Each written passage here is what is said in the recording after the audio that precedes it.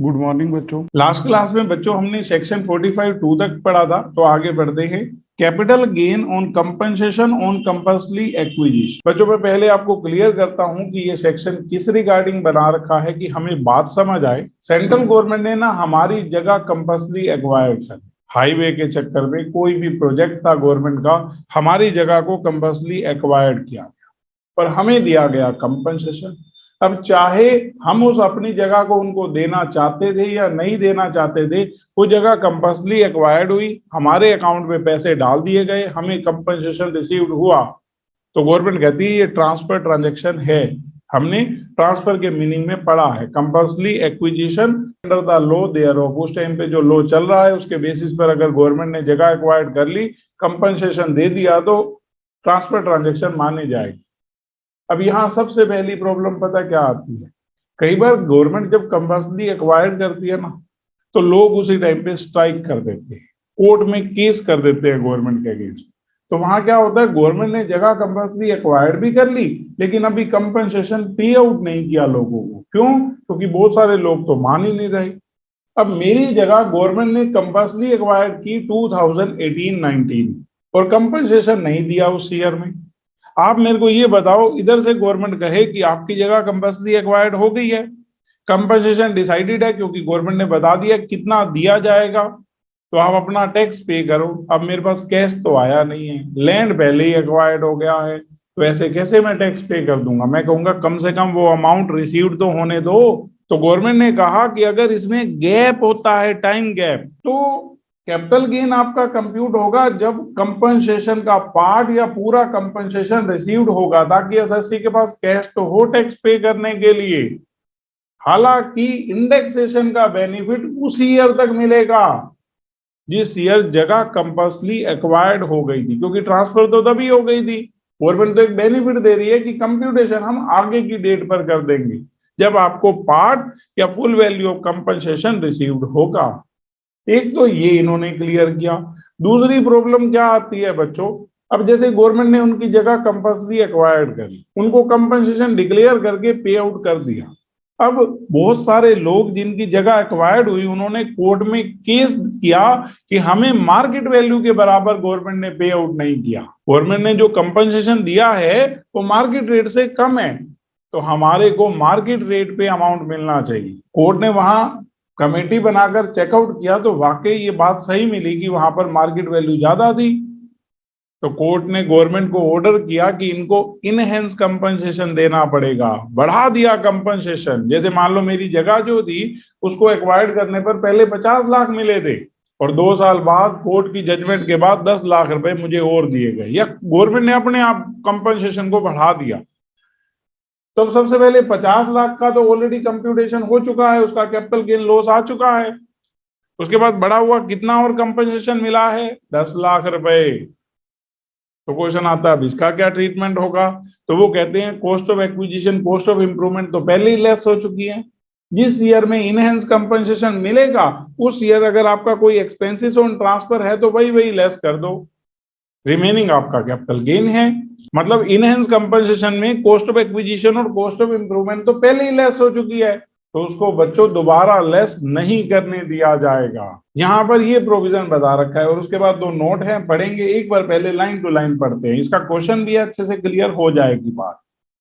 और अगर ये जो जगह है ये अर्बन एग्रीकल्चरल लैंड हो, अभी यहाँ पर हम मान रहे हैं कि वो अर्बन एग्रीकल्चरल लैंड नहीं है, तो वो बच्चों उस केस में जो कैपिटल गेन होता है वो एग्जेम्प्ट होता है अंडर सेक्शन 10 सब सेक्शन 37, अभी आगे आएगा हमारा। लेकिन वो हमारा एग्रीकल्चरल लैंड था ही नहीं, हमारी तो जगह थी, तो उस केस में आपका 45(5) के अकॉर्डिंग कंप्यूटेशन होगा। तो एक बार पढ़ते हैं कैसे प्रोविजन। समटाइम्स ए बिल्डिंग और some other capital asset belonging to a person is taken over by the central government by way of compulsory acquisition. In that case, consideration for the transfer is determined by central government or RBI.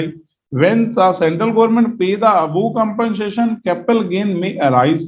Such capital gain are chargeable as income of the previous year in which such compensation is received. ये capital gain किस year की income माने जाते हैं? जब compensation received होगा। Compulsory acquisition किसी और ईयर में हुआ है, कंपनसेशन आगे मिल रहा है, तो वो गवर्नमेंट कहती है जब तक मिला नहीं उन लोगों को वो टैक्स कैसे देंगे? तो जब रिसीव्ड होगा तभी आपकी कंप्यूटेशन होगी कैपिटल गेन की। अब ट्रीटमेंट बता रहा है इनिशियल कंपनसेशन का बच्चों। Initial compensation shall be taken to be the sale consideration of the asset and capital gain shall be computed accordingly।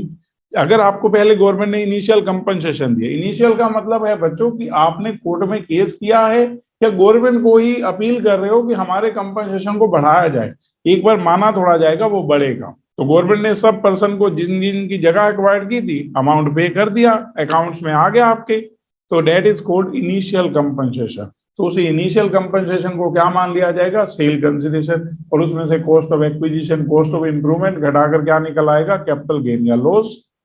अब आप कंपनसेशन से सेटिस्फाई नहीं थे तो आपने कोर्ट में अपील की कि हमारे कंपनसेशन को बढ़ाया जाए, इनहेंस्ड कंपनसेशन, और आप कोर्ट में केस गए जीत। At times, the assessee is not satisfied with the compensation consideration determined and may go in for an appeal against the amount determined. If on appeal the compensation consideration is enhanced, it shall be fully taxable as capital gain in the year in which it is received। मतलब आपने appeal की, आपका compensation बढ़ाया गया, तो enhance compensation जिस year मिलेगा उस ईयर का कैपिटल गेन माना जाएगा। The cost of acquisition and improvement thereto will be taken as nil, क्योंकि वो तो पहले इनिशियल कंपनसेशन में से घटाई जा चुकी है।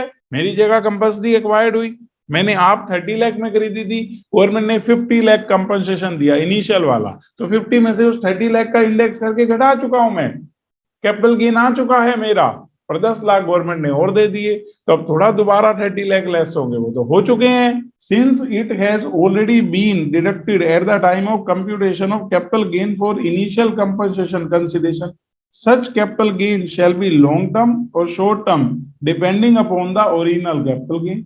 अब इनहेंस कंपनसेशन जो मिला है वो मान लो आपको 2 साल बाद मिला है, तो क्वेश्चन आता है कि इनहेंस कंपनसेशन के रिगार्डिंग अगर कोई खर्चा नहीं हुआ, एक्सपेंसेस ऑन ट्रांसफर, तो सारा का सारा अमाउंट कैपिटल गेन माना जाएगा। तो वो लॉन्ग टर्म है या शॉर्ट टर्म है? तो वो आपकी अपनी एसेट का नेचर देखो ना। मेरा लैंड कंपल्सरी एक्वायर्ड किया था, तो मेरे को एक्वायर्ड किए 2 साल से ज्यादा हो गए थे, तो वो लॉन्ग टर्म कैपिटल एसेट थी, और 2 साल से पहले पहले एक्वायर्ड हो गया था तो शॉर्ट टर्म थी। तो अगर आपका लॉन्ग टर्म कैपिटल गेन है पहले वाला ओरिजिनल वाला, तो ये भी लॉन्ग टर्म है, और अगर वो शॉर्ट टर्म है तो ये भी शॉर्ट टर्म है। It is possible that the person may die before the enhance compensation consideration is received. ऐसा भी हो सकता है कि किसी पर्सन की डेथ हो गई और उसके लीगल ईयर्स को वो इनहेंस कंपनसेशन मिल रहा है, and the enhance compensation consideration is received by his legal year, such enhanced compensation consideration will be taxable in the hands of the person who received the same expenses for realization, जिसको legal expense कहते हैं, of such enhanced compensation consideration may be claimed as deduction as expenses on transfer। ऐसे है ना, हमने court में case किया, अब एडवोकेट हमारे बिहाफ पर केस लड़ रहा है, तो फ्री में तो लड़ नहीं रहा, फीस लग रही है, तो वो जो फीस है वो क्या मानी जाएगी? Expenses on transfer. और अब बच्चों 2 नोट हैं, आराम से पढ़ेंगे क्या कैसे होता है। First, compensation received in pursuance of an interim order deemed as income chargeable to tax in the year of final order. Government के लिए ये बात क्लियर करनी जरूरी थी बच्चों। कई बार क्या होता है कि जैसे जिस जज के अंडर हमारे केस की हियरिंग चल रही थी, तो उसने ना अभी अपना फैसला देना था, उससे पहले उसका हो गया ट्रांसफर, तो वो ट्रांसफर से पहले इंटरिम ऑर्डर दे गया। जैसे गवर्नमेंट जब जाने वाली होती है ना, जब इलेक्शन होते हैं जिस ईयर में, फरवरी में बजट पास हो रहा है, मार्च या अप्रैल में इलेक्शन है, तो पता नहीं है वही गवर्नमेंट रिपीट होगी, तो वो लोग इंटरिम बजट लाते हैं। इंटरिम बजट का मतलब है कि हमारे अकॉर्डिंग ये हमारा बजट है, अगर हम ही आए तो यही कंटिन्यू रहेगा, और अगर दूसरी पार्टी आई तो वो अपनी मर्जी से चेंज कर देगी। तो सिमिलरली मैं एक जज हूं, मैंने पूरे केस को सुना है, लेकिन जब जजमेंट देनी है उससे पहले ही मेरा ट्रांसफर हो गया, तो मैं क्या दे जाऊंगा? Interim order. लेकिन इंटरिम ऑर्डर कंटिन्यू रहेगा या नहीं रहेगा ये तो पक्का नहीं है, तो गवर्नमेंट ने कहा इंटरिम ऑर्डर से क्या होता है, फाइनल ऑर्डर पे ही कंप्यूटेशन होगी।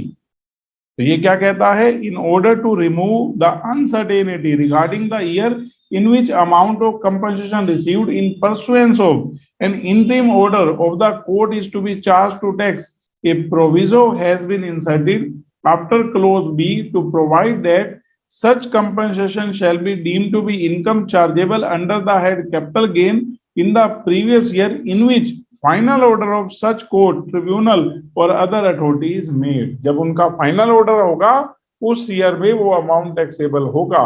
मतलब इंटरिम ऑर्डर जज ने दे दिया कि इनको 10 लाख रुपए और देने, मे बी पे आउट हो गए, मे बी नहीं पे आउट हुए, और उसके बाद नए जज ने आकर उस ऑर्डर को कंटिन्यू रखा, फाइनल ऑर्डर दे दिया कि यही रहेगा। तो उस केस में जब फाइनल ऑर्डर आएगा उसके बाद वो अमाउंट चार्जेबल होगा। जनरली कंपनसेशन पहले रिसीव्ड होने का सवाल ही पैदा नहीं होता। इंटरिम ऑर्डर का मतलब यही होता है कि पुराने वाला जज जो है वो अपनी तरफ से बता रहा है कि मैंने जो केस को सुना है मेरे अकॉर्डिंग ये बनता है। इंटरिम ऑर्डर से कोई फर्क नहीं पड़ता। तो ये जस्ट और जस्ट बच्चों थियोरेटिकल है, न्यूमेरिकली हमारा कोई लेना देना नहीं। और सेकंड केस ये बच्चों होता नहीं है, लेकिन उन्होंने प्रोविजन बना रखा है कि अगर कंपनसेशन रिड्यूस कर दिया जाए तो रिडक्शन ऑफ इनहेंस कंपनसेशन, जैसे कोर्ट ने बढ़ाया कंपनसेशन, बाद में उन लोगों ने फर्दर अपील कर दी, जैसे हाई कोर्ट की जजमेंट को आप चैलेंज कर सकते हो सुप्रीम कोर्ट, हाई कोर्ट ने कंपनसेशन को बढ़ा दिया था, तो गवर्नमेंट क्या किया, सुप्रीम कोर्ट में चली गई और उन्होंने उस इनहेंस कंपनसेशन को कम कर दिया। तो उस केस में तो गवर्नमेंट कहती है रिकम्प्यूट होगा। अगर आपने पहले कंप्यूट करके, जैसे आपका कंपनसेशन बढ़ाया, हाई कोर्ट ने कहा कि इनको कंपनसेशन बढ़ा कर देना, और आपका कंपनसेशन बढ़ा भी दिया गया, लेकिन बाद में उसको रिड्यूस कर दिया गया, तो अब हम कहेंगे कि हमारे को पहले तो 10 लाख कोर्ट ने बोले थे और बाद में 6 लाख कर दिए गए। तो आप मेरे को सिर्फ ये बताओ कि अगर इनहेंस कंपनसेशन को बाद में रिड्यूस कर दिया गया तो कैपिटल गेन 6 लाख के बेसिस पर कंप्यूट होना चाहिए जो आपको मिला है, या 10 लाख के बेसिस पर? 6 लाख के बेसिस पर। यहाँ पर क्या लिख रहा है, where capital gain has been charge on compensation received by SSC for the compulsory acquisition of any capital asset और enhance compensation received by the SSC and subsequently such compensation is reduced by any court, tribunal or any authority, assessed capital gain of that year shall be recomputed by taking into consideration the reduced amount। तो sauces test को हालांकि ऐसा होता नहीं है practically, compensation को कभी नहीं घटाया जाता, लेकिन प्रोविजन लॉ में डाल रखा है कि अगर ऐसी कभी सिचुएशन होती है, कंपनसेशन को घटाया जाता है और ऑलरेडी उसको मिल चुका था, वापसी उससे कलेक्ट किया जा रहा है, तो कैपिटल गेन तो पहले ही कंप्यूट हो चुका है, तो वो उस ईयर का रिकम्प्यूट किया जाएगा। तो इसका क्वेश्चन है बच्चों नॉर्मल 45 का करते हैं। Question 17, X acquired a house for 80,000 in 1997-98. On his death in October 2007, the house was acquired by his son Y.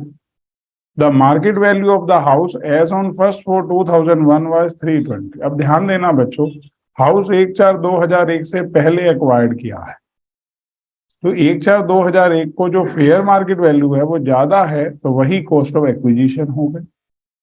This house was acquired by the government on 15th March 2011 for 660 and a compensation of 5,20,000 is paid to him on 25th March 2015।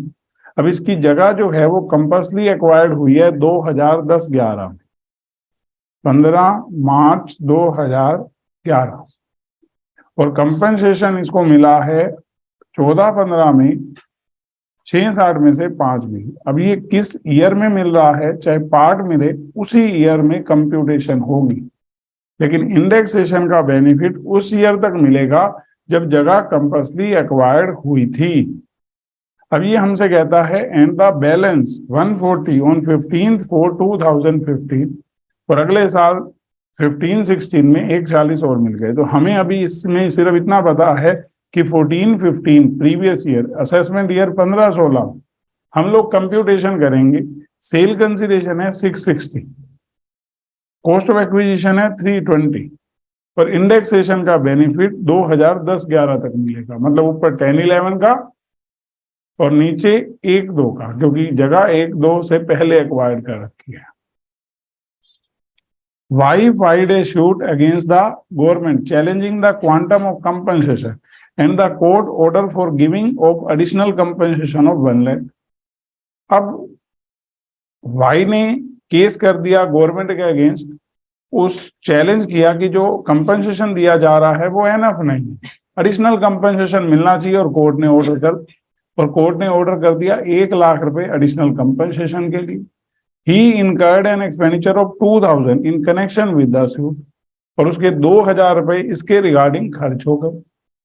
हमसे कहता है the additional compensation is received, additional compensation 22-23 में मिला है. तो याद क्या रखना है कि जब एडिशनल कंपनसेशन मिला है उसमें से सिर्फ एक्सपेंसेस ऑन ट्रांसफर लेस होंगे, क्योंकि कॉस्ट ऑफ एक्विजिशन का इंडेक्स ऑलरेडी लेस हो गया होगा जब हमने प्रीवियस ईयर 14-15 में कंप्यूटेशन किया होगा कैपिटल गेन का. आपसे कह रहा है compute the capital gain chargeable to tax CII for financial year 1 to 10-11 is 100 and 167 respectively. तो एक बार करते हैं.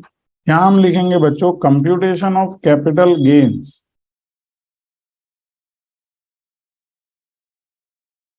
पहले हम वो ईयर लिखेंगे जिसमें कंपल्सरी एक्वायर्ड हुआ है, ताकि प्रीवियस ईयर 10-11, असेसमेंट ईयर 11-12. हम यहां बताएंगे there will be no capital gain during the previous year 10-11 because no part of compensation was received during the previous year 10-11. मतलब कोई कैपिटल गेन नहीं होगा प्रीवियस ईयर 10-11 में, क्योंकि कुछ भी पार्ट कंपनसेशन का नहीं मिला प्रीवियस ईयर 10-11 में. अब वो मिला कब है? Previous year 14-15, assessment year 15-16. अब हम लिख देंगे कैपिटल गेन निकालना है, ग्रॉस सेल कंसीडरेशन.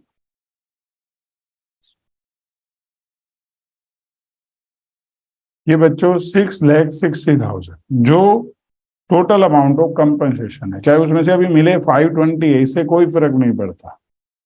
और इस दौरान तो कोई एक्सपेंसेस ऑन ट्रांसफर है नहीं. Net cell consideration 660 less indexed cost of acquisition.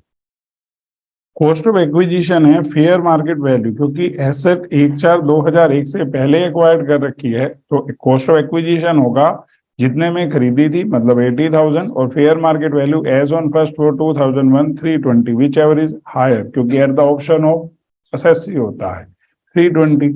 ऊपर CII जिस ईयर कंपल्सरी एक्वायर्ड हुई है 10-11, और नीचे बच्चों 1/4/2001 से पहले है तो 1/2 का 100, 5,34,400. और ये बच्चों लॉन्ग टर्म कैपिटल गेन आ गया 1,25,600. ये तो इस ईयर की बात ओवर. अब आ जाओ, इसको जब इनहेंस कंपनसेशन मिला है तो हमने लिख दिया फॉर द असेसमेंट ईयर 23-24. अब इनहेंस कंपनसेशन जो इसको मिला है बच्चों वो 1 लाख रुपीज है और सिर्फ 2,000 खर्च हुए हैं, तो वैसे ही करेंगे ग्रॉस सेल कंसीडरेशन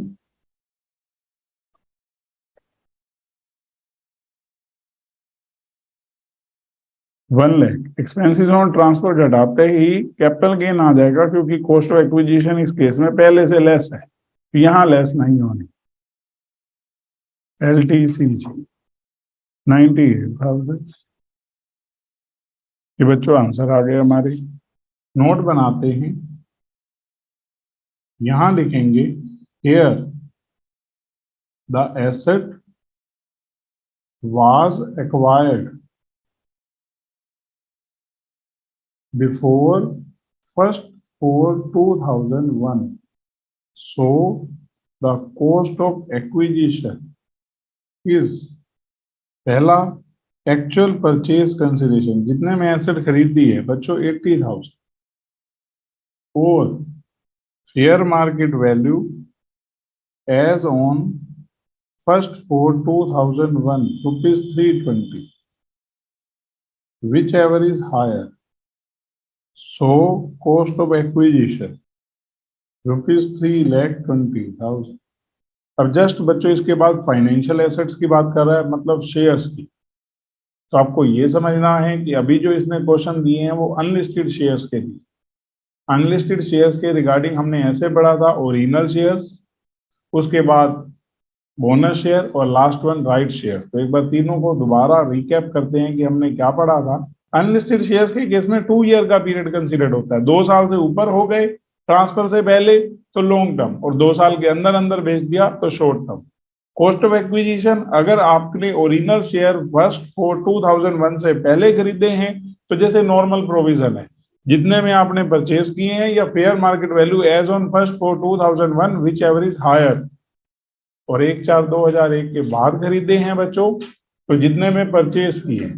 और अगर बोनस शेयर्स हैं तो उसमें प्रॉब्लम क्या आती है बच्चों, बोनस शेयर कंपनी आपको फ्री में दे रही है तो उसका एक्चुअल परचेज कंसिडरेशन तो 0 है। तो अगर फर्स्ट फॉर 2001 से पहले एक्वायर्ड हुए हैं तो कॉस्ट ऑफ एक्विजिशन होगी एक्चुअल परचेज कंसिडरेशन। आप कहोगे सर वो तो 0, और fair market value as on first four 2001 whichever is higher, तो fair market value as on first four 2001 will be cost of acquisition bonus share के case में। पर अगर 1/4/2001 के बाद एक्वायर्ड किए हो तो उसकी कॉस्ट ऑफ एक्विजिशन होती है एक्चुअल परचेज कंसिडरेशन, मतलब 0। इसके बाद राइट शेयर, राइट शेयर में हमारे लिए अगर राइट मुझे ही मिला था, मैंने ही परचेज किया है, फिर तो जैसे ओरिजिनल शेयर का प्रोविजन है वही का वही है। लेकिन बहुत बार वो पर्सन अपना राइट रिनाउंस कर देते हैं, किसी दूसरे के फेवर में छोड़ देते हैं। तो अगर हमने ऐसा किया है कि अपने राइट को रिनाउंस किया है तो हमारे लिए कॉस्ट ऑफ राइट तो 0 है, क्योंकि हमारे को उस राइट देने के लिए कंपनी ने कुछ चार्ज ही नहीं किया। जिस पर्सन ने हमसे राइट परचेज किया है और उसके बदले में राइट शेयर लिए हैं, उसके हैंड में कॉस्ट क्या मानी जाएगी, जितने रुपीज उसने कंपनी को पे किए हैं प्लस कितने रुपीज उसने हमें पे किए हैं। मतलब आप समझो, अगर राइट वाला पर्सन जिसको राइट मिला है भाई आप खरीदेगा तो ओरिजिनल शेयर की तरह ट्रीटमेंट, उसने राइट को अपना छोड़ दिया किसी दूसरे के फेवर में तो उसको तो जो राइट के बदले में मिल रहा है पूरा का पूरा शॉर्ट टर्म कैपिटल गेन, क्योंकि राइट आपको ज्यादा दिनों के लिए भी नहीं होता, ईयर्स की तो बात ही छोड़ दो। और जिस पर्सन ने हमसे राइट लेकर आगे शेयर खरीदे हैं तो उसने 2 पर्सन को पेमेंट किया, एक तो हमें जिसे राइट लिया है और प्लस में कंपनी को, तो दोनों के अमाउंट का टोटल करके वो उसके लिए कॉस्ट ऑफ एक्विजिशन होगी। एक बार पढ़ते हैं क्वेश्चन, समझ आ जाएंगे। तो पहले question 19, Miss Usha purchases 1,000 equity shares in X Limited, an unlisted company, at a cost of 30 per share, brokerage 1% in January 1996. अब क्योंकि एक्वायर्ड 1/4/2001 से पहले की तो उस केस में एक्चुअल परचेज कंसिडरेशन 30 का 1% 30 पैसे और ऐड कर दूं तो 30,300 रुपए है, ये परचेज कंसिडरेशन है। और फेयर मार्केट वैल्यू ये हमें बता रहा है, fair market value of shares of x limited on 1 अप्रैल 2001 80, मतलब 80,000 रुपए। तो ये कॉस्ट ऑफ एक्विजिशन है। अब ये कह रहा है she gets 100 bonus share in August 2000, 1/4/2001 से पहले बोनस शेयर्स भी मिल गए। अब ये जो बोनस शेयर्स हैं इनकी कॉस्ट ऑफ एक्विजिशन मैं कहूंगा एक्चुअल परचेज कंसिडरेशन आप लेंगे फ्री में मिले हैं, और fair market value as on first four 2001 मतलब 80, दोनों में से जो ज्यादा तो 80 ज्यादा, 100 गुना में 80, 8,000 रुपए। अब ये कह रहा है she again gets 1,100 bonus share by virtue of her holding on January 2006, 1/4/2001 के बाद बोनस शेयर्स मिले हैं तो कॉस्ट ऑफ एक्विजिशन नील, क्योंकि एक्चुअल परचेज कंसिडरेशन होता है। फेयर मार्केट वैल्यू इसने बता दी, इन जनवरी 2023 she transfer all her shares at ₹350 पर शेयर, और ब्रोकरेज लगी है 2%। ब्रोकरेज का मतलब एक्सपेंसेस ऑन ट्रांसफर, तो वो लेस कर देंगे। Compute the capital gain taxable in the hands of miss Usha for the assessment year 23-24। CII आपको बता रहा है 1-2 का 100, 5-6 का 117 और 22-23 का 331। एक बार बच्चों अटेम्प्ट करते हैं। क्वेश्चन 19, अब बच्चों यहाँ पर शेयर्स जो हैं वो हैं तो 2 तरह के, लेकिन बोनस शेयर 2 अलग अलग टाइम पे मिले हैं तो वो 2 कैटेगरी के मान लिए जाएंगे। तो हम लोग जब कंप्यूटेशन कर रहे होंगे कैपिटल गेन की तो 3 कॉलम बनाएंगे। सबसे पहले 1000 इक्विटी शेयर्स, आप ओरिजिनल शेयर्स कह सकते हैं, ओरिजिनल का मतलब जो आपने एक्चुअल में खरीदे। उसके बाद 100 बोनस शेयर्स, और फिर बच्चों 1100 बोनस शेयर्स। ये हमारी 3 कैटेगरी हो। करने का तरीका normal, gross sale consideration. Note आप लिख लेना जहां मैं अगर छोड़ता हूं कहीं। पहले केस में बच्चों इसने हमें बोला है कि ये जो शेयर्स बिके हैं ना वो 350 पर शेयर के हिसाब से बिके हैं, तो 3,50,000, 35,000, मतलब एक तरह से 350 से मल्टीप्लाई किया है, और यहाँ 3,85,000 था। अब इसमें से लेस करो एक्सपेंसेस ऑन ट्रांसफर, उसने ब्रोकरेज 2% बताई है,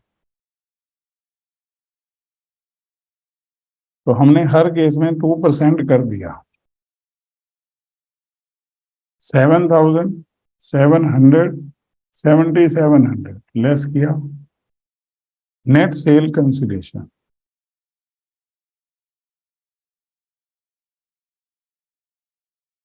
3,43,000, 34,300, 3,77,300।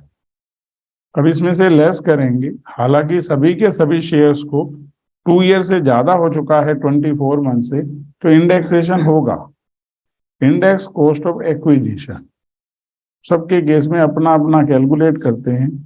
देखो बच्चों, पहले वाले 1000 शेयर या फिर 100 बोनस शेयर 1/4/2001 से पहले मिले हैं और फेयर मार्केट वैल्यू ज्यादा है, 80 रुपीज पर शेयर थी, तो यहाँ पर 80,000 रुपए हो गई और यहाँ पर 8,000 रुपए हो गए, क्योंकि 1000 इंटू 80 और 100 इंटू 80। और यहाँ पर जीरो, क्यों जीरो? क्योंकि ये 1/4/2001 के बाद मिले हैं, तो एक्चुअल परचेज कंसिडरेशन फ्री में मिलते हैं। ऊपर CII प्रीवियस ईयर का, और नीचे CII 100, क्योंकि शेयर्स जो हैं बच्चों वो हमने एक्वायर्ड किए हैं 1/4/2001 से पहले, तो 1/2 का आएगा। ये बच्चों 2,64,800 और यहाँ 26,480 हमने यहाँ लेस कर दिया। ये हमारा LTCG आ गया। पहले केस में 78,200, दूसरे केस में 7,820 और तीसरे केस में 3,77,300। आप मुझसे कहेंगे ये तो तीनों अलग अलग हो गए, अगर आपसे पूरा पूछा जाए तो मैं कहूंगा तीनों को ऐड कर दो, टैक्सेबल LTCG आ गया 4,63,320। अब नोट लिख लीजिए, कॉस्ट ऑफ एक्विजिशन। अब हम एक ही नोट से काम चला लेंगे बच्चे। सबसे पहले 1000 original shares acquired before 1/4/2001, 100 bonus shares acquired before 1/4/2001, 1,100 bonus shares acquired after 1/4/2001। तो कॉस्ट ऑफ एक्विजिशन क्या होती है? यहां आपने नील लिख दिया, ये तो बात ही खत्म है। इनके केस में क्या होती है? आप कहेंगे fair market value as on 1/4/2001, तो वो कितनी हो गई? 100 इंटू ₹80, 8,000। और यहां पर आप लिखेंगे, इसी कॉलम के लिए लिख रहे हैं, एक्चुअल परचेज कंसिडरेशन 30 रुपीज का एक था, 1000 इंटू ₹30 प्लस 1%, यानी कि 30,300, और फेयर मार्केट वैल्यू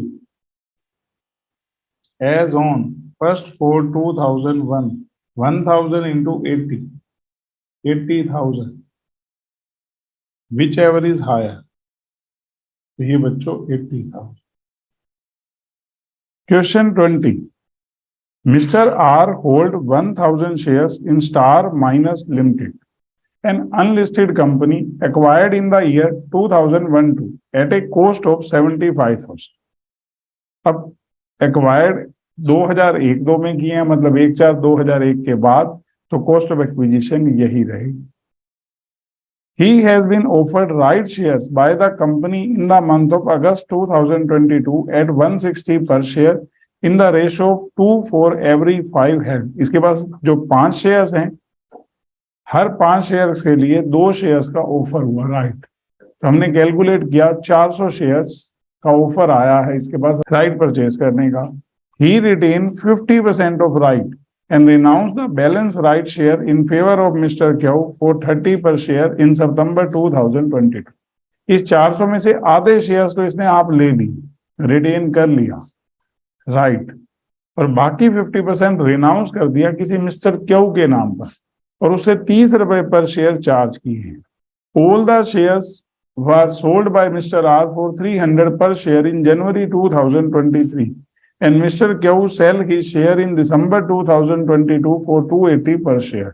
अगर हम देखें तो आर ये जो है, एक तो इसने राइट छोड़ा था, उसके कारण कैपिटल गेन आएगा, जो ये रिनाउंस किया है बैलेंस सितंबर 22 का मतलब 22-23 में, और फिर जो बाकी 50% शेयर लिए हैं मतलब 200 और शुरू में 1000, ये सारे शेयर्स इसने बेच दिए हैं 300 रुपए पर शेयर के हिसाब से. और क्यों जिसके फेवर में रिनाउंस किया था अगस्त 2022 में 160 रुपए का कंपनी ने इसको ऑफर किया था, और सितंबर में इसने उसको रिनाउंस कर दिया था 30 रुपए पर शेयर लेकर, तो नो डाउट क्यों को 190 रुपए का एक शेयर मिला, और क्यों ने वही शेयर बाद में 280 रुपए पर शेयर के हिसाब से बेच दिया दिसंबर 22 में, मतलब 2 साल से पहले. तो उसके केस में शॉर्ट टर्म कैपिटल गेन आएगा. जिसने राइट रिनाउंस किया है उसके केस में शॉर्ट टर्म कैपिटल गेन आएगा, लेकिन ओरिजिनल शेयर तो इसने 1-2 में खरीदे थे, उसके केस में लॉन्ग टर्म कैपिटल गेन आएगा. अब आपसे कह रहा है what are the capital gain taxable in the hands of mister R and mister Q. 1-2 का CII दे रखा है 22-23 का. हम सबसे पहले क्या करते हैं, आर के हैंड में कंप्यूट करते हैं और फिर क्यू के हैंड में कंप्यूट करेंगे. 20 कंप्यूटेशन ऑफ कैपिटल गेन्स पहले in the hands of R. अगर हम आर की बात करें बच्चों, तो इसमें 3 कॉलम बनाने पड़ेंगे. 1000 ओरिजिनल शेयर्स, 200 राइट शेयर्स जो इसने आप खरीदे हैं, 200 शेयर्स राइट एंटाइटलमेंट जो इसने राइट छोड़ा था.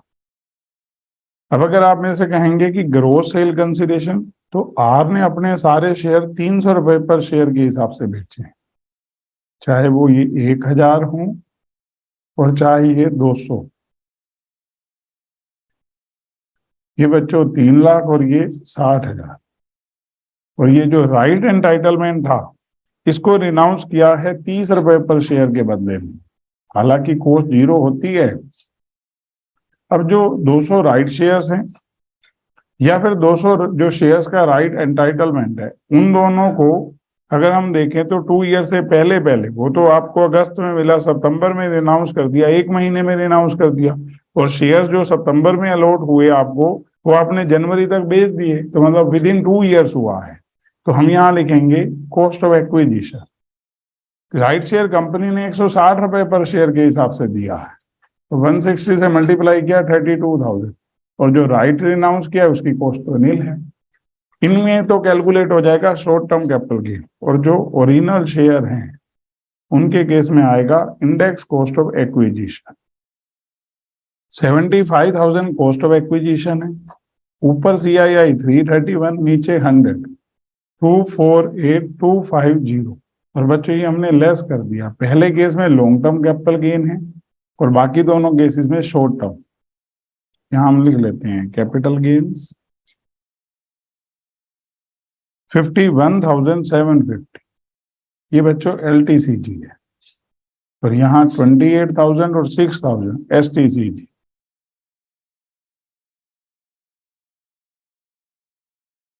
तो अगर आप मेरे से टोटल कैपिटल गेन पूछेंगे तो मैं पूरे को ऐड कर दूंगा 85750। अब ये तो बात हो गई आर की। अब आप आ जाओ इन the hands of Q.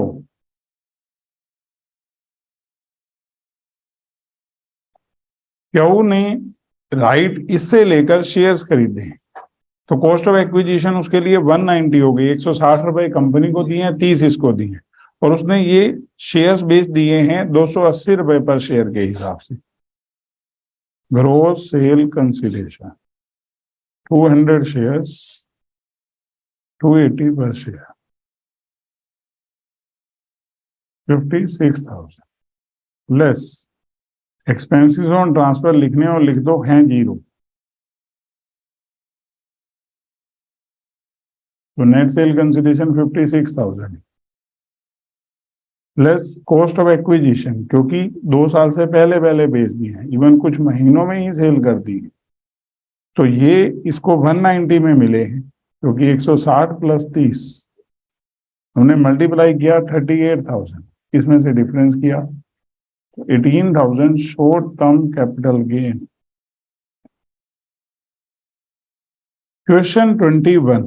Mr. P hold 500 shares of Real Limited which are allotted to him on 22/4/2011 at 50 per share. On 22/7/2022, Real Limited made right issue to existing shareholder at the rate of 1 share for every 5 shares held. तो मतलब 500 के बदले में 100 shares का right मिला है at ₹20 per share. Mr. P, instead of exercising his right to obtain right share, has exercised his right of renouncement by renouncing the said right entitlement in favor of Mr. Q, और उससे 13 रुपए पर right share ले लिया इसने, जो भी उसके फेवर में सरेंडर किया। अब पहले पार्ट में पूछता है determine the nature and amount of capital gain if any taxable in the hands of mister P.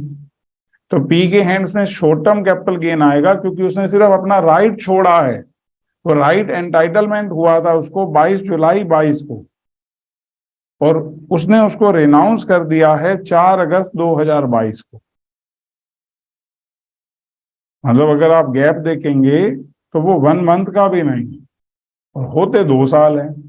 उसके बाद उसने पूछा है what will be the cost of acquisition of shares purchase by Q.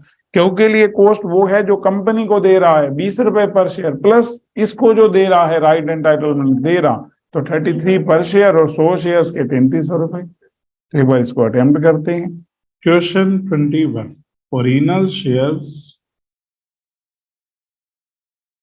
With mister B 500, right shares offered by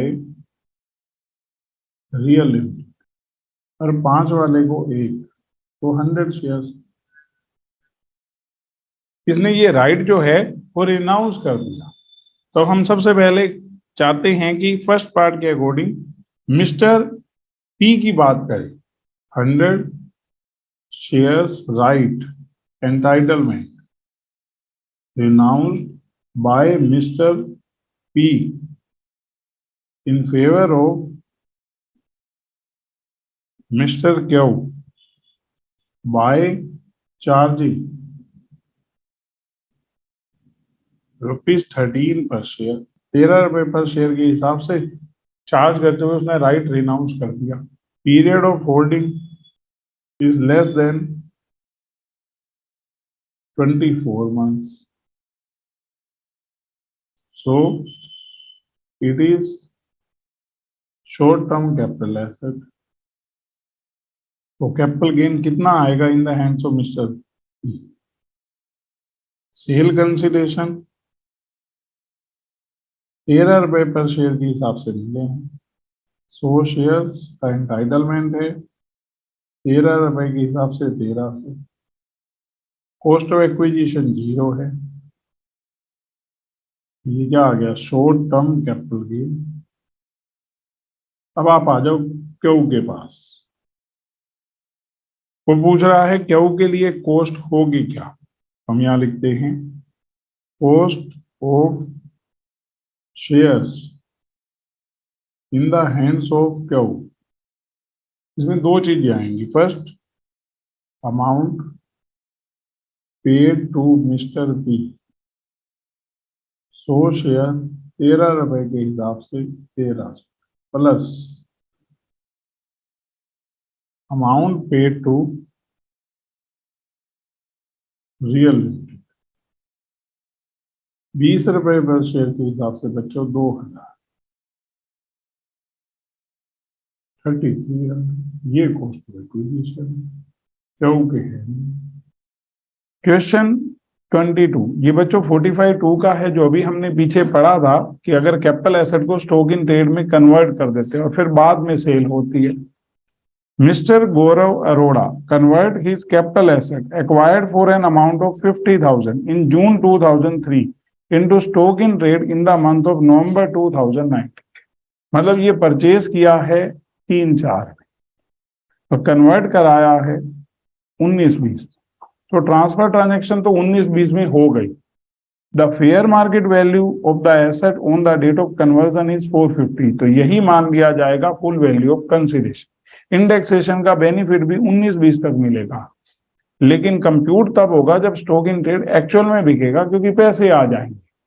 the stock in trade was sold for an amount of 650 in the month of September 2022। 22-23 में इसने actual में stock in trade को बेचा है 650 में। तो जो actual sale consideration है उसमें से अगर मैं फेयर मार्केट वैल्यू घटा दूं तो डिफरेंस आ जाएगी हमारी बिजनेस इनकम। अब आपसे कह रहा है what will be the tax treatment financial year 3-4, क्योंकि जिस ईयर एक्वायर्ड की थी, और 19-20 दोनों के CII बताएं। एक बार करते हैं attempt. Computation of capital gains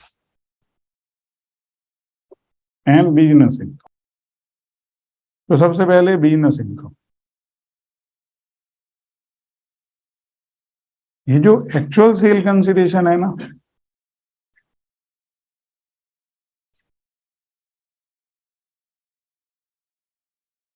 जो कि अगर मैं यहां देखूं तो 6,50,000, उसमें से हमें fair market value on the date of conversion less करनी है। FMV as on the date of conversion into stock in trade. ये हमारा अमाउंट है 4,50,000, ये 2 lakh business income.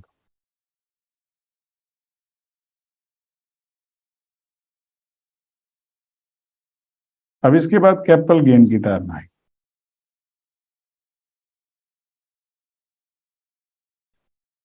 Full value of consideration है fair market value on the date of conversion, जो कि है 4,50,000। इसमें से हम लेस कर देंगे इंडेक्स्ड कॉस्ट ऑफ एक्विजिशन 50,000, ऊपर CII 1920 का 289 और नीचे बच्चों 109। ये बच्चों 132,569, मतलब 1,32,569 लेस किया 3,17,431, that is long term capital gains. अब नेक्स्ट बच्चों capital gain in case of specified agreement. बच्चों जब हम कॉस्ट ऑफ एक्विजिशन पढ़ रहे थे तो हमने इसको डिस्कस किया है, लेकिन सिर्फ कॉस्ट ऑफ एक्विजिशन के पॉइंट ऑफ व्यू से। तो पहले एक बार इसको डिटेल करते हैं कि क्या है, पहले लाइन टू लाइन पढ़ेंगे। इन case of N assessee being individual और HUF who enter into a specified agreement for development of a project, the capital gain arising from such transfer shall be chargeable to income tax as income of the previous year in which certificate of completion for the whole or part of the project is issued by the competent authority। सबसे पहले 45(5)(a) किस case में applicable होगा? Specified agreement के case में। ये benefit government सिर्फ किसको दे रही है? इंडिविजुअल और HUF को, क्योंकि मैंने बोला था कि यहाँ पर मेनली क्या होता है कि लोगों के पास अपनी लैंड बिल्डिंग या लैंड एंड बिल्डिंग है, अब वो पुरानी बनी हुई है, बिल्डर के साथ एग्रीमेंट कर लेते हैं कि वो उसको डेवलप करेगा। और उसका कुछ पोर्शन उनको दिया जाएगा शेयर के तौर पर। हो सकता है कुछ कैश हो या ना हो। तो अब यहाँ पर ये कह क्या रहा है कि कैपिटल गेन या लॉस किस ईयर में कैलकुलेट होगा, जिस ईयर में सर्टिफिकेट मिलेगा कंप्लीशन का। मतलब मैं आज एक बिल्डर से एग्रीमेंट कर रहा हूं, उसने हमारी बिल्डिंग को डेवलप करना है, फ्लैट बनाने हैं और उसमें मुझे 2 फ्लैट मिलने हैं। एग्रीमेंट मैंने आज किया तो नो डाउट बेच तो आज ही दी प्रॉपर्टी, क्योंकि अब तो बनाना शुरू कर रहा है। लेकिन गवर्नमेंट बेनिफिट दे रही है, गवर्नमेंट कहती है हम आपकी कंप्यूटेशन कैपिटल गेन लॉस की कब करेंगे, जब आपको कंप्लीशन सर्टिफिकेट मिल जाएगा, मतलब जब वो फ्लैट बन जाएंगे बच्चों। तो ये कहता है फुल वैल्यू ऑफ कंसिडरेशन। अब आप मेरी तरफ से समझो, मेरी वो जगह थी जिसके ऊपर वो फ्लैट डेवलप हुए हैं और उसके बदले में मुझे 2 फ्लैट मिले, तो मेरी जगह बिक गई और उसके प्लेस पर मुझे क्या मिल गए, 2 फ्लैट।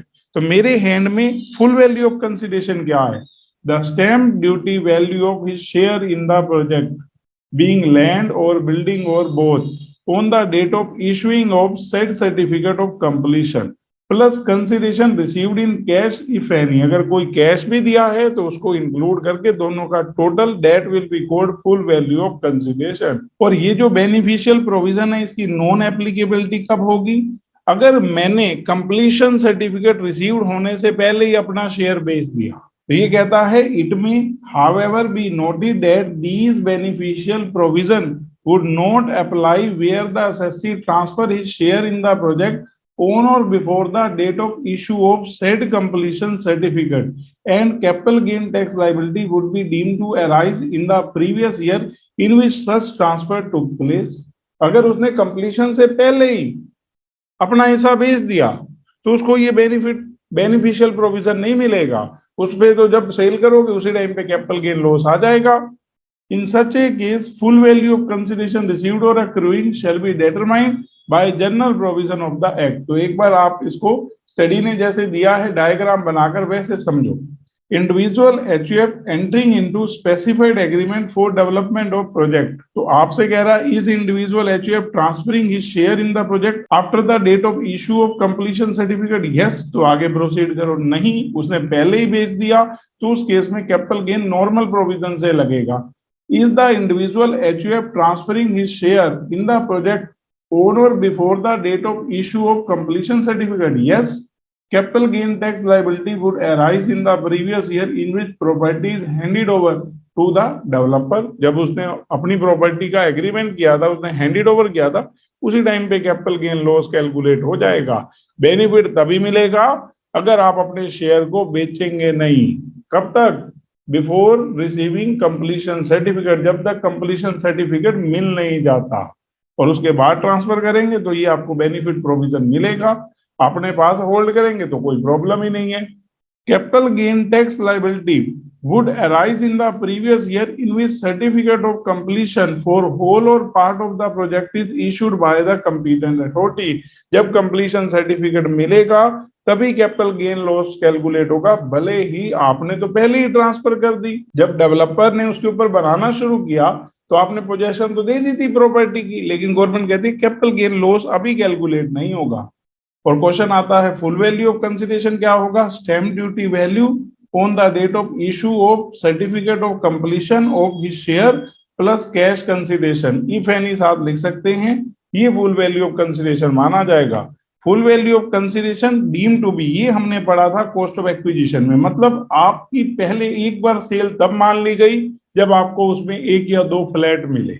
अब कल को आपने उनको बेच दिया तो दोबारा कैपिटल गेन कंप्यूट होगा, क्योंकि पहले तो आपने अपनी जगह बेची थी, उसके बदले में क्या मिले थे, फ्लैट।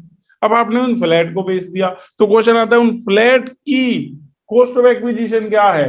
वो कहते हैं जब पहले कंप्यूट किया था ना कैपिटल गेन, तो जो फुल वैल्यू ऑफ कंसिडरेशन माना था भाई इसकी कॉस्ट ऑफ एक्विजिशन है। तो ऐसे लिखा है full value of consideration deem to be cost of acquisition for determining capital gain on subsequent sale of share of developed property. ये याद रखना है बच्चों। ये देखो उसी सेक्शन का रेफरेंस दे रहा है 49(7) पर स्पेसिफाइड एग्रीमेंट का मीनिंग बता रहा है। Specified agreement means registered agreement होते हैं in which a person owning land or building or both agree to allow another person to develop a real estate project on such land or building or both in consideration of a share being land or building or both in such project whether with or without payment or part of the consideration in cash। हो सकता है कुछ cash का भी provision हो सकता है ना हो, उसको स्पेसिफाइड एग्रीमेंट कहते हैं बच्चों।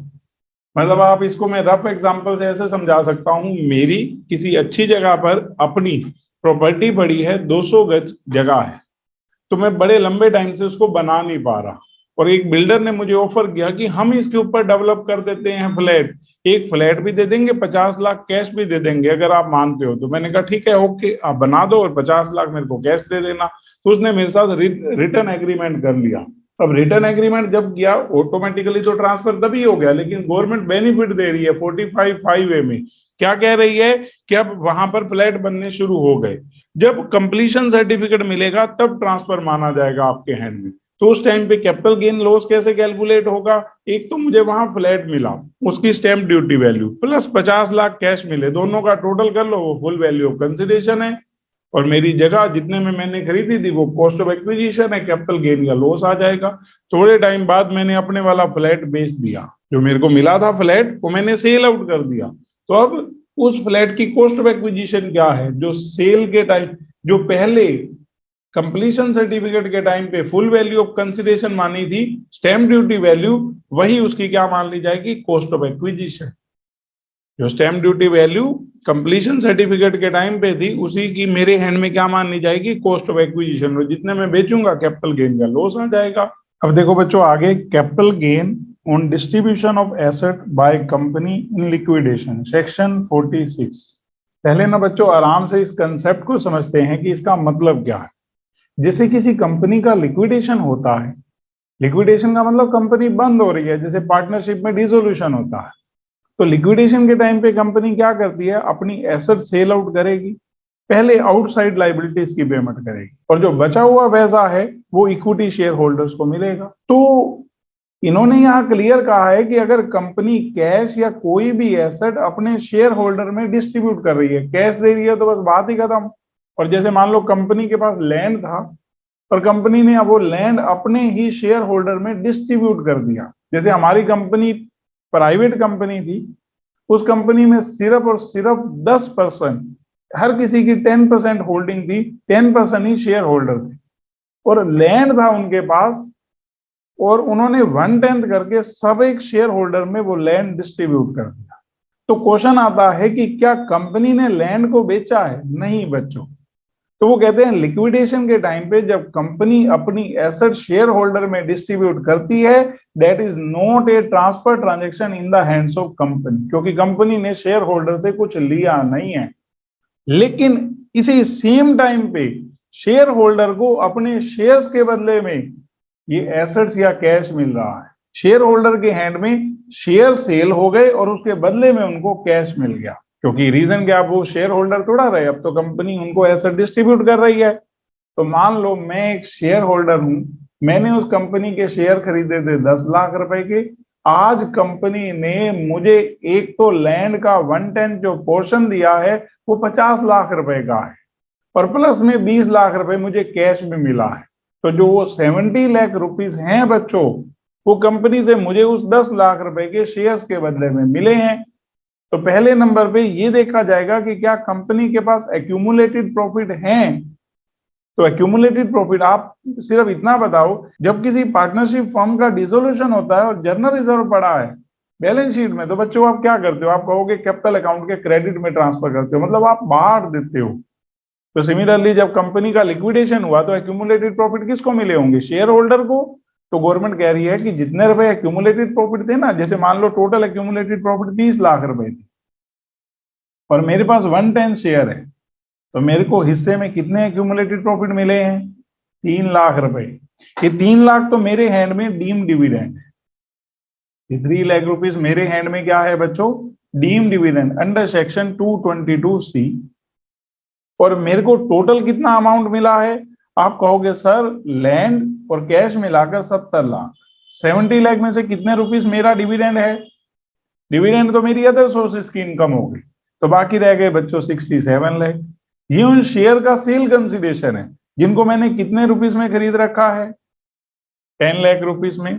ऊपर CII उस ईयर का जब ये अमाउंट मुझे मिल रहा है, और नीचे CII उस ईयर का जब मैंने ये शेयर खरीदे थे। एक बार पहले पूरा डिटेल में पढ़ते हैं, फिर दोबारा इस एग्जांपल को समझ लेंगे।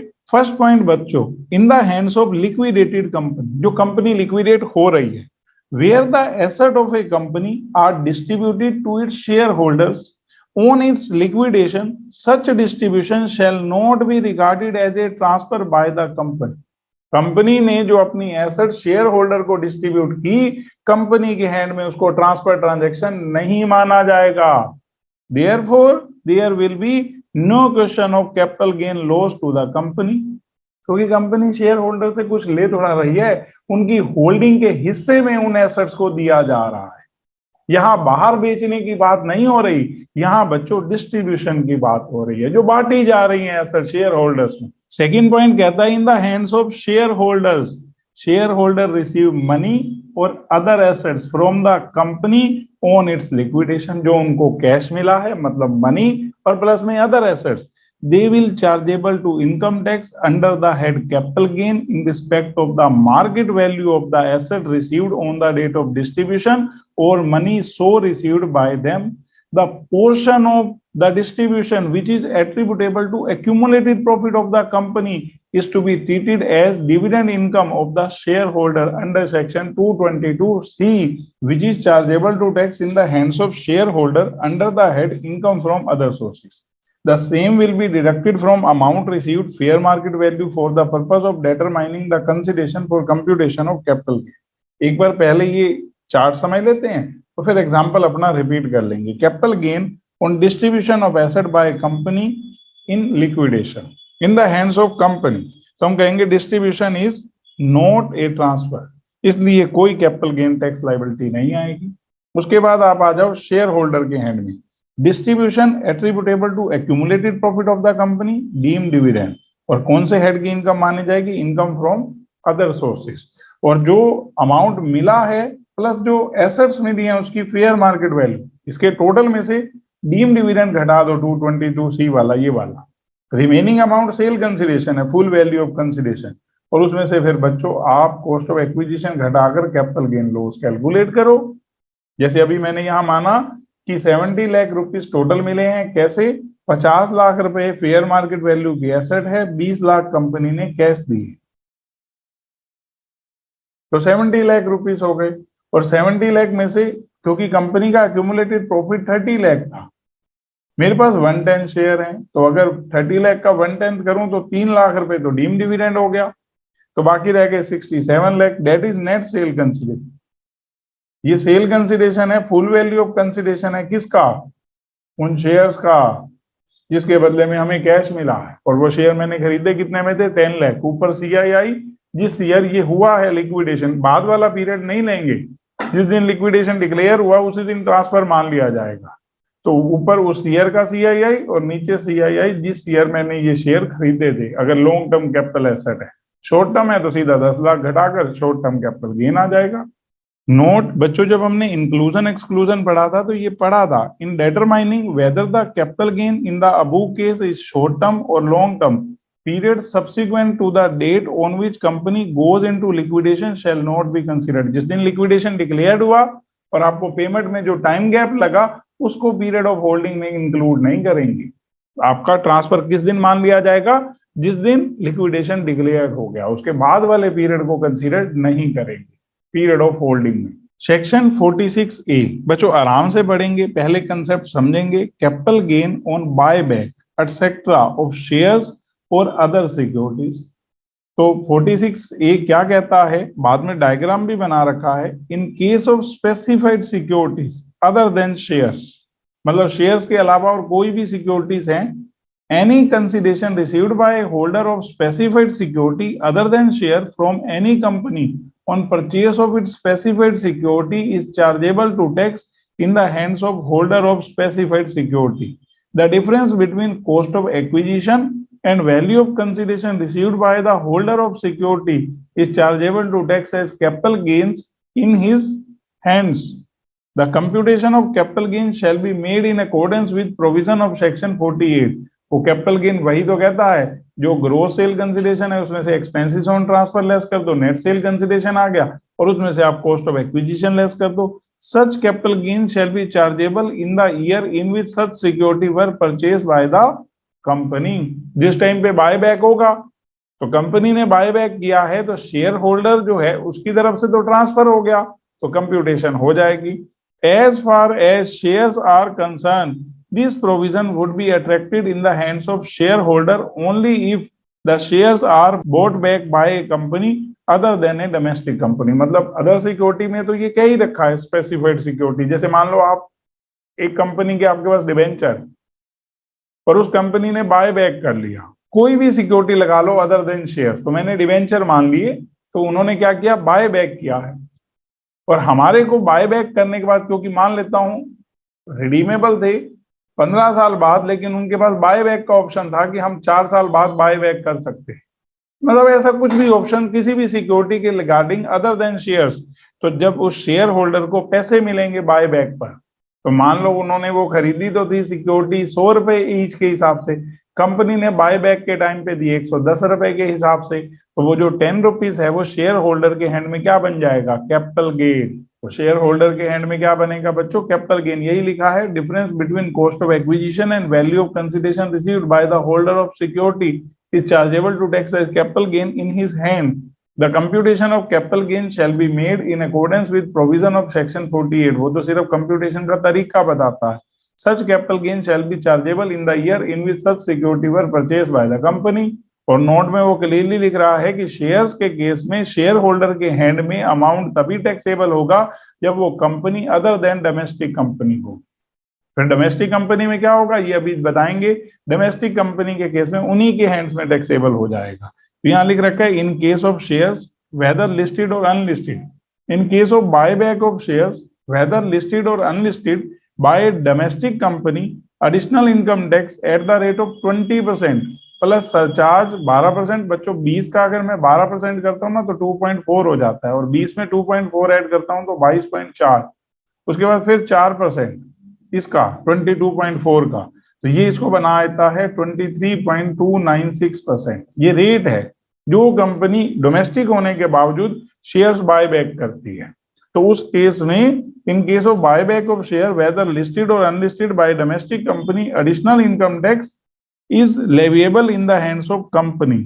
Consequently, income arising to shareholder in respect of such buyback of share by domestic company would be exempt under section 1034A, since the domestic company is liable to pay additional income tax on the buyback of share। तो domestic company के case में जो capital gain आएगा उसके ऊपर tax किसको देना पड़ेगा, कंपनी को, और शेयर होल्डर के हैंड में 1034A के अकॉर्डिंग वो अमाउंट क्या हो जाएगा बच्चों, एग्जेम्प्ट। इस टेबल से दोबारा समराइज पढ़ते हैं, क्वेश्चन नहीं बना रखे बच्चों क्योंकि कंपनी का केस हो जाता है।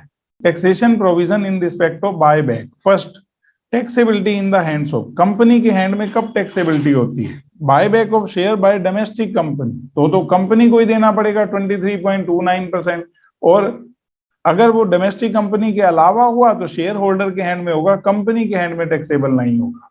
और अगर स्पेसिफाइड सिक्योरिटी हुई फिर तो होनी ही सिर्फ होल्डर के हैंड में। शेयर होल्डर, होल्डर का क्या है, आप कहेंगे अगर डोमेस्टिक कंपनी है तो उसके हैंड में तो एग्जेम्प्ट होगा 1034A के अकॉर्डिंग अगर शेयर कंपनी ने बाय बैक की, और अगर शेयर्स अदर कंपनी ने किए तो शेयर होल्डर के हैंड में टैक्स लगेगा अंडर सेक्शन 46A। और अगर स्पेसिफाइड सिक्योरिटी हुई तो भी शेयर होल्डर के हैंड में टैक्सेबल होगी। शेयर्स में आपने समझना, अगर डोमेस्टिक कंपनी बाय बैक कर रही है तो गवर्नमेंट कहती है डोमेस्टिक कंपनी के हैंड में वो अमाउंट टैक्सेबल होगा। लेकिन अगर कोई फॉरेन कंपनी बाय बैक कर रही है शेयर होल्डर से अदर देन डोमेस्टिक कंपनी, तो आप सिंपली समझेंगे कि जो अमाउंट टैक्सेबल होगा वो शेयर होल्डर के हैंड में होगा, कंपनी के हैंड में नहीं होगा। तो आज बच्चों यहीं तक करेंगे। बाय बच्चों।